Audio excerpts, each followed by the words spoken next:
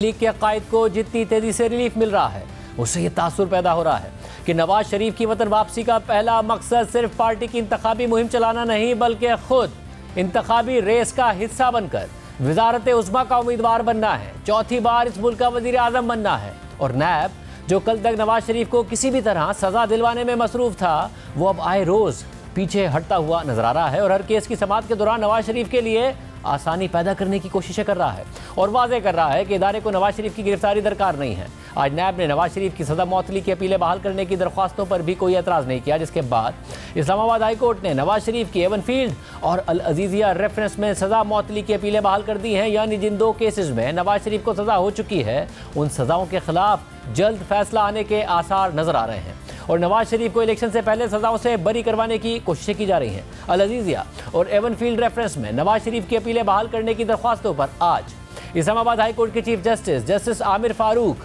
और जस्टिस मियां गुल हसन औरंगजेब ने समाअत की। समाअत के आगाज पर प्रोसिक्यूटर जनरल नैब ने अदालत से कहा कि अपीलों को बहाल करेंगे तो फिर मेरिट्स पर दलाइल सुनकर फैसला करना होगा। तासुर दिया गया कि जैसे नैब ने सरेंडर कर दिया है, मगर ऐसी सूरत हाल नहीं है। प्रोसिक्यूटर की तो ड्यूटी है कि वो आला मयार की प्रोसिक्यूशन करे। प्रोसिक्यूटर की जिम्मेदारी है कि कोई शहादत मुल्जिम के हक में भी जाए तो उसे भी ना छुपाए। इस अदालत ने ऑब्जर्व किया था कि जब इश्तिहारी सरेंडर करे तो कानून के मुताबिक कार्रवाई हो। प्रोसिक्यूटर को मुल्जिम के लिए मुतासिब नहीं होना चाहिए। हमें नवाज शरीफ की अपीलें बहाल करने पर कोई एतराज़ नहीं है। इश्तिहारी ने अदालत के सामने सरेंडर कर दिया है तो उनकी अपील बहाल होनी चाहिए। जिस पर जस्टिस मियां गुल हसन औरंगजेब ने सवाल किया कि क्या आप नवाज शरीफ के खिलाफ एहतसाब अदालत की जजमेंट के हक में दलाइल देंगे, जिस पर प्रोसिक्यूटर जनरल नैब ने कहा कि पहले मरहले में हम अपीलें बहाल करने पर एतराज़ नहीं करेंगे। अपीलें बहाल हो गई तो शवाहिद का जायजा लेकर अदालत में मौक़िफ़ इख्तियार करेंगे। जिस पर जस्टिस आमिर फारूक ने सवाल किया कि क्या आप अपील कुरंदा को गिरफ्तार करना चाहते हैं, तो नैब प्रोसिक्यूटर ने जवाब दिया कि इस बारे में पहले ही बता चुका हूँ कि हमें गिरफ्तारी नहीं चाहिए। जिस पर जस्टिस आमिर फारूक ने फिर से सवाल किया कि आपसे बतौर अदालती मुआविन पूछ रहे हैं कि अपील बहाल हुई तो जमानत का स्टेटस क्या होगा। तो नैब प्रोसिक्यूटर ने जवाब दिया कि आप अपील कुरंदा नवाज शरीफ से दोबारा जमानती मचल के ले लें। इस दौरान जस्टिस मियां गुल हसन औरंगजेब ने रिमार्क दिए कि मेरा ख्याल है कि प्रोसिक्यूटर जनरल नैब ने बड़ी वाज़ेह पोजीशन ले ली है, जिस पर नवाज शरीफ के वकील आज़म नज़ीर तारड़ ने कहा कि अपीलें बहाल हो जाएं तो हिफाजती जमानत की दरख्वास्त तो गैर मौसर हो जाएगी। जिस पर जस्टिस आमिर फारूक ने कहा कि अभी हम देखते हैं कि क्या फैसला करना है। जिसके बाद अदालत ने महफूज फैसला सुनाकर नवाज शरीफ की सजाओं के खिलाफ अपीलें बहाल कर दी और फिर ये तफसीलात सामने आई कि नवाज शरीफ की हिफाजती जमानत से मुताल्लिक तहरीरी फैसले में बताया जाएगा। लेकिन अब तक अदालत का तहरीरी फैसला सामने नहीं आया है और अहम बात यह है कि नवाज शरीफ के खिलाफ एवन फील्ड और अल अजीज़िया केस नैब के वो रेफरेंसेस हैं जो सुप्रीम कोर्ट के हुकूम पर नैब ने दायर किए थे। इन केसेस में नवाज शरीफ को सजा तो एहतसाब अदालत ने दी थी, लेकिन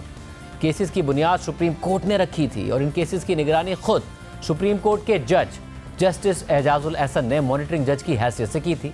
लेकिन इन केसेस से पहले और बाद में कुछ ऐसे वाक़यात हुए जिनसे वाज़ेह हो गया था कि एस्टैब्लिशमेंट और अदलिया किसी भी तरह नवाज शरीफ को 2018 के इलेक्शन से पहले सज़ा दिलवाना चाहते थे और बाद में उन पर सियासत के दरवाजे बंद करना चाहते थे।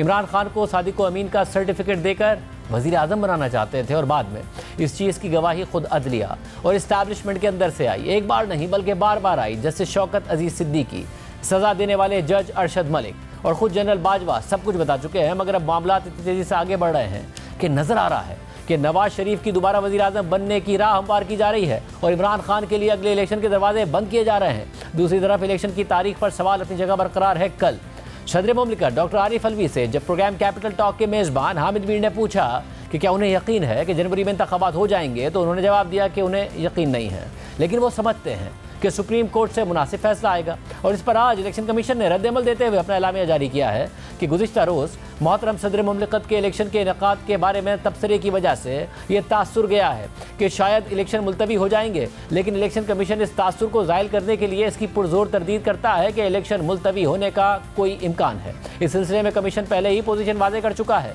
एलामे के मुताबिक हल्का बंदी का पहला मरहला मुकम्मल हो चुका है और एतराज़ात दायर करने का दूसरा मरहला कल यानी 27 अक्टूबर को मुकम्मल हो जाएगा, जिसके बाद इब्तदाई हल्का बंदी पर एतराज़ात की समाअत इलेक्शन कमीशन 30 से 31 अक्टूबर से शुरू करेगा और 30 नवंबर को इलेक्शन कमीशन हल्का बंदियों की हतमी फहरिस्त शाया कर देगा और हल्का बंदी की हतमी इशात के बाद इंतखाबात के शेड्यूल का ऐलान कर दिया जाएगा, जिसमें किसी किस्म का इबहाम नहीं है। यानी इलेक्शन कमीशन अब तक जनवरी के आखिरी हफ्ते में इलेक्शन करवाने के लिए पुरउम्मीद है।